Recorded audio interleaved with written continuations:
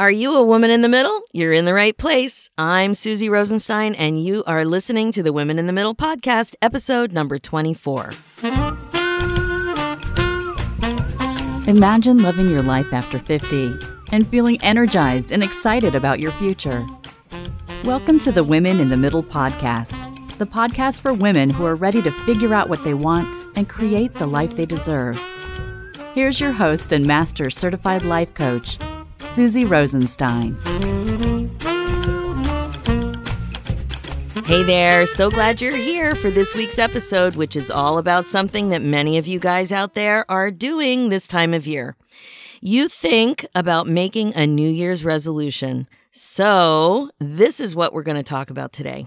Why you should think about making resolutions, what prevents you from making them, and what gets in the way of sticking with them. Anyone cringing yet? This is exactly why I thought it was a good topic for a podcast, because resolutions can be cringeworthy. But before we go into the gory details of this topic, I just have to share something with you that happened last weekend. If you've been listening to the podcast, you know that something crazy, amazing happened in my life this year. Something I made with my own two hands is on display at the Museum of Modern Art as part of their fashion exhibit called Items is Fashion Modern. You'll also recall that this whole experience has been a lot for me to wrap my head around, as you can imagine. It's crazy good, of course, but crazy nonetheless. So much so that it kind of feels like an out-of-body experience. I don't know if you women in the middle out there can relate to it, but honestly, that is really what it feels like, even as I'm talking to you about it right now. So the reason that I'm mentioning it again is because I went to the exhibit for the second time this past weekend. So what happened was my sister and my cousin from Rhode Island said that they wanted to go to MoMA on December 2nd. They said this, I don't know, maybe 4 or 6 weeks ago. I heard them say it and I thought to myself, hey, wait a minute, you guys can't go without me.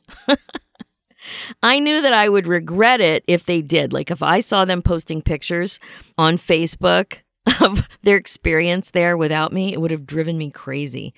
So I didn't want to have that regret. I really wanted to share the experience with them. I mean, for God's sake, it is once in a lifetime, right?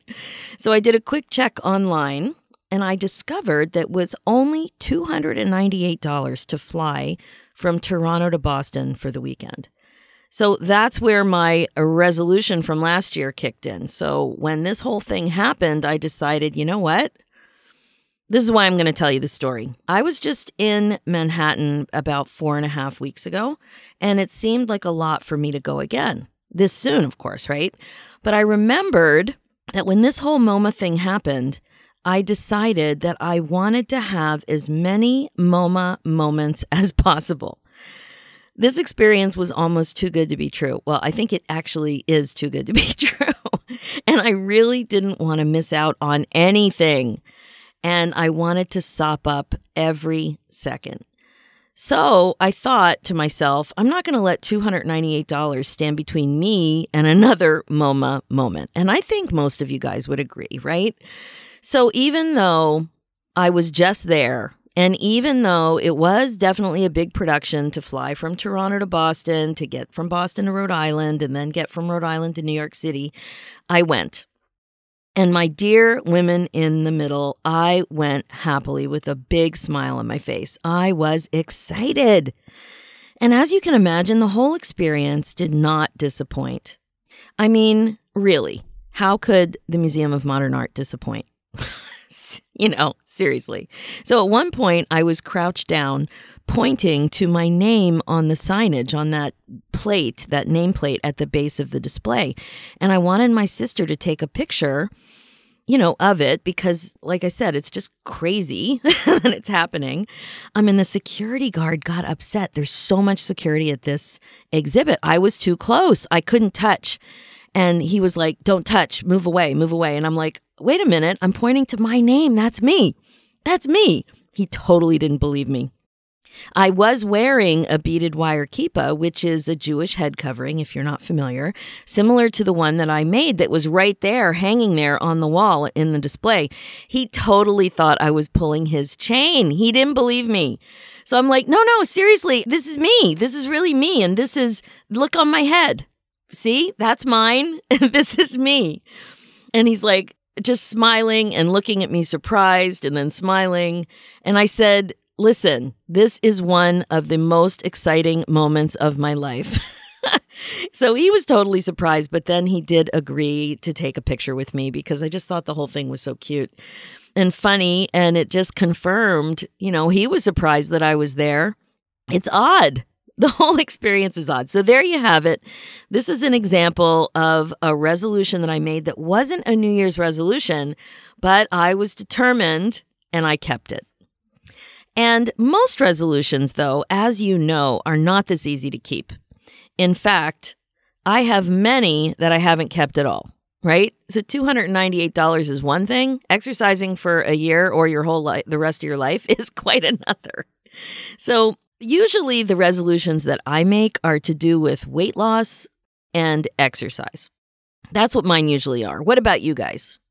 To date, I haven't been that successful keeping them past January 31st because I usually do try to make them, and that's typically what happens. So, of course, like I said, resolutions don't need to be made only at this time of year, but it is such a common thing to do right now. So like my resolution to soak up all the possible MoMA moments presented to me this year, they're not all that simple. As you know, it really is a great year to think about resolutions. They represent a fresh start. Who doesn't like that? And as I was thinking about the whole resolution thing, I got curious about what the most common resolutions are out there and how many people make them. There's this website called statisticsbrain.com, and they published these stats in January 2017 about this year. So according to them, 41% of Americans usually make resolutions, and 42% never make them. So where are you? Do you guys like to make resolutions? If you make them, do you make them in January? I'm curious. I'd love to hear from you. I don't do it every year, but I definitely have been known to do it. Now, what are the most common resolutions out there? And like I said, mine are usually about weight loss or exercise. And this year, my mid-year resolution was about soaking up MoMA moments in Manhattan. But here is what is typically going on out there with the percentage of people that do enjoy making New Year's resolutions. The first one, 21.4%, is to lose weight or eat healthier. We've got life and self-improvement weighing in at 12.3%. We have better financial decisions at 8.5%. Quit smoking at 7.1%. Do more exciting things at 6.3%. I love that one. Spend more time with family and close friends, 6.2%. Also great. Work out more often at 5.5%. Learn something new on my own, 5.3%. So good. Number 9, do more deeds for others. Sorry, that was number 8. 10, find the love of my life. 11, find a better job. That one's at 4.1%. And then there was an other category at 13.8%. So what do you think about those topics? Does this sound about right for you? Like I said, my resolutions haven't been that interesting. They've usually been about weight and exercise. But I'm wondering, have you ever been successful with a New Year's resolution? So I did a little more thinking about all of it, and I decided that it really can be simpler for all of you guys, for me too. I actually think we've been thinking about it all wrong. When it comes right down to it, I would like to suggest that there's only really one resolution that you should focus on keeping. Now, this is just my opinion. Tell me what you think. Are you ready? As women in the middle, I know that this will really resonate with you, so here it is. Do something next year that your future self will thank you for. Simple, right? Or is it? When you use this kind of perspective on the whole resolution thing, it somehow opens things up more. There seems to be more possibility of success. Would you agree? What did you think when I said that? The other thing that's great when it comes to perspective is that being this age in midlife really is the perfect time for more mindfulness in your life. Again, it's easy to be more open to it. So when I said that a great resolution is doing something next year that your future self will thank you for, what came to your mind immediately? And please, make sure it's before you squish the thought down with doubt and negativity. Before you said that the idea was too hard and that you're too old or whatever other thought popped into your brain. We always want to scale our goals back so that they feel more realistic and reasonable. And I know I've talked to you guys in this podcast before about failing in advance, but that's typically what happens when we set resolutions. We just back off from goal setting. And it just, I don't know, if you really think about what's going on, it probably has something to do with fear or, I don't know, just not wanting to let yourself down. But let's explore a little bit more. So be honest with yourself. Just one thing that popped into your brain. What was the first thing that you thought of doing that your future self would thank you for? Was it about your health? Was it about your job? Was it about your finances? Maybe your relationships? What about finally learning a new skill that you've been interested in? It really doesn't matter, but I'm positive that when I suggested the idea of a resolution that your future self would be thankful for, you had an idea that was pretty clear in your mind. It may have felt a bit uncomfortable, like I said, a bit of a stretch. Or maybe you felt some resistance because you started to think about the effort required to make it a real thing. So do you have an idea?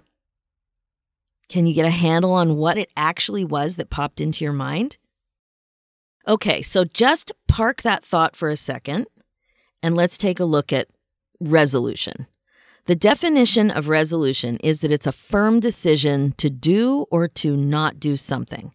So resolutions are about intention, boldness, perseverance, relentlessness, staying power, determination, strong will, decidedness, tenacity, purposefulness, willpower. So did you notice? These are all feelings. Feelings that will be created from your thinking. Just imagine what might happen if you made the resolution of what your future self would thank you for if you took it to heart. One small step today to live intentionally. One giant step to be happier. By the way, I have a worksheet that's really helpful. Make sure to download it. I pulled it together to help you think through all of this. Now, I mentioned it in the last 2 podcast episodes about vision boards too. So if you didn't get it yet, grab it now because it will also be helpful for you when you're thinking about resolutions. You can get it at www.susierosenstein.com/regretproofvision. And of course, the link is in the show notes. So it's just so important to wrap your head around what actually guides your action. And it's your feelings. Your action is determined by your feelings. Absolutely everything you do comes from your feelings. You do things, you create things, you accomplish things, you resist things, you react to things, and it's all because of how you feel or how you don't want to feel. And when you feel hopeless, overwhelmed, or disconnected, you don't do that much, right? But when you feel purposeful, determined, tenacious, you do crazy amounts of stuff. That's why resolutions have so much potential. But most of us don't kick them off with the right kind of thinking. Your thoughts need to create these feelings, not those scaling back, failing in advance, it's too hard type of feelings. So if you want to exercise more, but you come up with a resolution that creates unmotivation, you are not likely to stick to it. If you want to lose 30 pounds, but you feel hopeless when you think about it, you aren't likely to stick to it. So what could you do or not do that your future self would thank you for? What was that thought that you parked a few minutes ago? The thought about the thing that popped up in your brain when I asked you what your future self would thank you for. And I know something popped in. I know it. So start by simply allowing yourself to think about what you want to create in your life over the next 5 years. It could be the next 1 year. It could be the next 3 months. It doesn't really matter. We talked about this general concept in those last 2 podcasts about vision boards. So if you missed those, check them out, episodes 22 and 23. Most of us don't even prioritize this sort of thing. Actually thinking about what we want and allowing ourselves to actually be okay with wanting it. So for sure, your future self would want you to do even this exercise. We're just habitually on autopilot. We just live unconsciously from one day to the next, repeating old, comfortable habits and old thoughts, multitasking our days away. You could try a new thought on for size as a first step. So here are some ideas. Would your future self be thankful if you started thinking one of these thoughts? What if you allowed yourself to dream and decide to be okay with wanting what you want? Just allowing it. You could also decide to stop thinking something like, I'm stuck or I'm too busy. 2 examples of autopilot thinking that are completely indulgent and don't get you anywhere. So many of us think just those 2 little thoughts so often, and it just is a grind. It's like we're grinding into paralysis with those thoughts. You could also adopt the thought that I'm good enough. You could practice thinking that you're not too old. You could decide that you're going to stop comparing your accomplishment to other people's accomplishments. You could decide that you are amazing. You really could decide that. What about this one? You could even embrace the idea that your age is a huge asset to you. Huge concept, right? Your age is a huge asset to you. It's just a thought. And here's one more. You're exactly where you're supposed to be. Remember, the idea here is that you want to set your future self up to be thankful that you started doing this kind of work. You'll know when you're onto something, when the thought you're contemplating, thinking on purpose, leads you to these feelings we've been talking about that are related to resolutions. So like determination, strong will, decidedness, tenacity, purposefulness. You want to think something that creates those feelings. These thoughts and feelings are available to you now.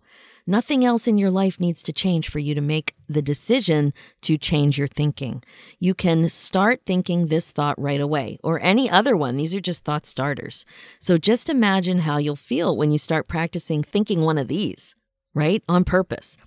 Even practicing the thought that, quote, I'm learning to be a woman who does things on purpose that my future self will thank me for. End quote. That thought is a giant new way to think for many of you women in the middle out there. For me too, right? I'm learning to be a woman who does things on purpose that my future self will thank me for. That can be your thought. That can be in your brain, making you feel ways that will change your life. Can you even imagine if you made it a habit to think this thought on a daily basis, like you had reminders and you really were determined about thinking that thought, so much so that eventually you don't even need reminders for it. It's just like the wallpaper in your brain. It's just common. It's your go-to thought as much as I'm stuck or I'm too old or I'm too busy. How does this thought make you feel? I can really feel it. So close your eyes for a sec and see if you can feel it too. How do you feel when you think, I'm learning to be a woman who does things on purpose that my future self will thank me for? I feel proud, confident, and interested in being this woman. I'm smiling, actually, as I think it. I just love thinking it. What do you feel? My mentor, Brooke Castillo, shared the idea of winking at yourself at a moment like this, as if to say, yup, you got this. Try winking. It's great. Like, I haven't winked in a very long time until she put this idea into my head. And I wouldn't say I'm a winkaholic, but winking is a very cool little nod to yourself. You're exactly the type of woman who has her own back. A wink can say so much, and the feeling that comes from a thought like this can really create change. Try it. Wink in the mirror. When you're in the car, practice winking at yourself when you're, putting on your lipstick or using that car visor mirror. Use it for something that really helps you in your life. When you feel differently, you act differently. Remember, feelings that come from the thought create change, right? So what happens in your life will shift. You will create the shift. New results, personal results in your life will absolutely prove your thoughts. We are the ones who create our results. You have a choice. You can do it intentionally or unintentionally. So as a woman in the middle, I think you have to admit that as much as you might resist it, it's really a way better idea to be more intentional about going forward, wink and all. If being older and wiser doesn't make you more open to the concept of how appealing it is for your future self to be grateful for the brilliance of your present self, please do not pass go. Do not collect $200. Seriously. This is really about you striving to be this kind of woman. A grown-ass woman who is ready to embrace a resolution like this with determination, with tenacity, with a smile on your face. And it's time for you to set yourself up to be grateful for you. It's time to get excited about being able to thank your amazing self for your desire to keep growing. Remember to grab that worksheet, though. It will help you. It's about regret-proofing your vision. So just go to www.susierosenstein.com/regret-proof-vision to help you figure out the kinds of things that you really want to have more of in your life. It's free and it's super helpful. All right, ladies, that's it for this episode. So remember, as women in the middle, you really do owe it to yourself to shift your mindset when it comes to making a resolution that you're excited to keep. Preparing to do something on purpose that your future self will thank you for is just the ticket. So have a great week and wink away, please. I know you'll get a kick out of it. Thanks for listening to this episode of Women in the Middle. If you liked what you heard and want more, head over to womeninthemiddlepodcast.com/guide to download a free actionable guide that will help you break out of your midlife funk and start living the life you want.